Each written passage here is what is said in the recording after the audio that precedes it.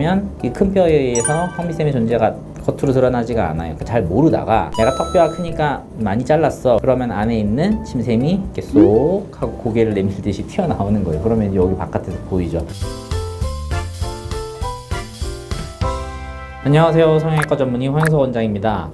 오늘은 안면윤곽 성형 관련해서 유튜브나 블로그 같은 거에 자기 경험담 올리신 분들이 계세요. 근데 이제 아무래도 의사나 의료진들은 아니고 환자 입장에서 어떤 현상을 해석을 해가지고 이제 본인들의 경험담 위주로 이렇게 올리시는 것 같던데, 뭐 당연히 경험하신 거니까 사실인 건 맞아요. 근데 사실이라고 하더라도 의학적인 내용하고 좀 다른 부분이 있고 오해의 소지가 있는 내용들이 있는 것 같아서 오늘은 그 부분에 대해서 좀 말씀드려보려고 해요. 이제 수술 후에 침샘이 커졌다, 침샘 비대증이 생겼다, 이런 얘기를 제가 본 적이 있어요. 개인적으로 제 생각엔 그래요. 이거는 수술 받으신 분하고 그다음에 수술을 시행하신 그 병원하고 커뮤니케이션에 어떤 문제가 있어서 그렇게 나타나지 않았을까 싶은데, 이게 왜 그러냐면요, 기본적으로 말씀하시는 그 침샘 비대증이 생기는 위치는 주로는 요 아래쪽 턱뼈의 안쪽 부분에 들어있어요.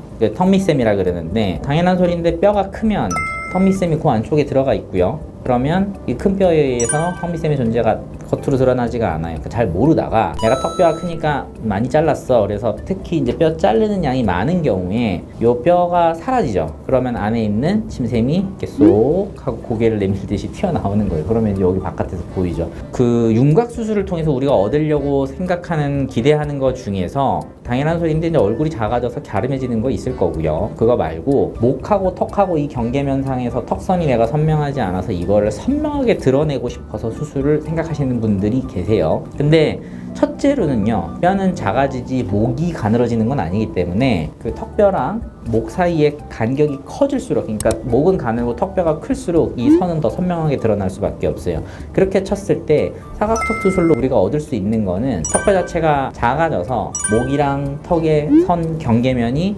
부드러워지는 쪽으로 생각을 하셔야지, 이게 더 선명하게 드러난다는 거는 아니라는 걸 알고 계셔야 되고요. 그런 면에서 뼈가 사라져서 그 아래쪽에 침샘이 나오게 되면은 경계면이 선명해지는 것보다는 오히려 더 불분명하게 나타날 수밖에 없거든요. 왜냐하면 뼈가 사라지고 나면은 여기 아래쪽에 볼록한 게 튀어나오면서 기존의 목 라인 자체보다는 이게 불룩한 게 더 부각이 돼 보일 수밖에 없잖아요. 그러니까 그런 면에서 생각했을 때 이거를 오해를 하고 수술을 하시면 이런 침샘 비대증이라고 생각되는 부분이 더 부각이 돼 보일 수 있을 것 같아요. 그러면 우리가 이 커진 침샘에 대해서는 어떻게 대처를 해야 되느냐? 수술을 하게 되면 턱밑샘이 사실 보이거든요. 이렇게 볼 수가 있는데, 그때 이 침샘을 그럼 제거하면 되지 않느냐? 제거를 시도를 하는 선생님들이 있는 걸로 알고 있는데, 침샘이라는 게 일종의 소화기관이기 때문에 사실 침 뭐 별거 아니라고 여러분들이 생각하지만 침은 소화액을 분비를 해요. 그래서 잘못 건드려가지고 이게 문제가 되면은 괴사가 되게 심각하게 일어날 가능성이 있어요.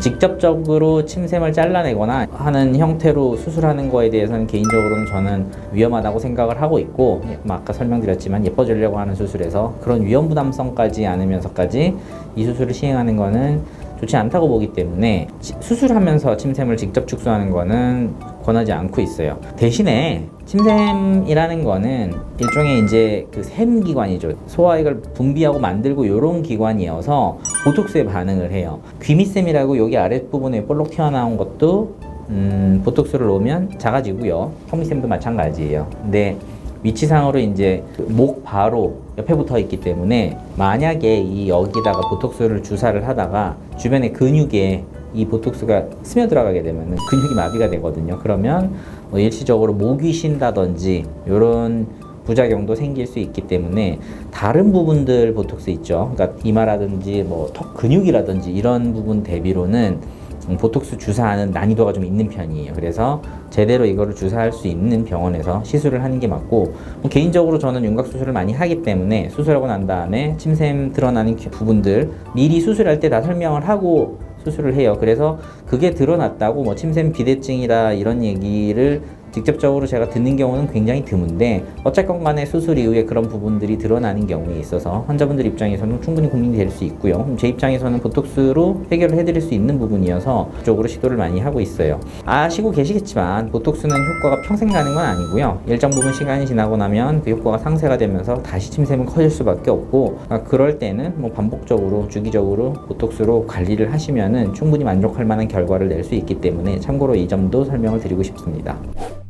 자, 오늘은 유튜브 상에서 그다음에 블로그 뭐 인터넷 이런 곳에서 윤곽 수술에 대해서 오해하고 계신 부분들에 대해서 설명을 좀 드렸고요. 다음번에 좀 더 재미있고 유익한 주제로 찾아올 수 있도록 하겠습니다. 좋아요, 구독 잊지 마시고 다음 시간에 다시 뵙겠습니다. 감사합니다.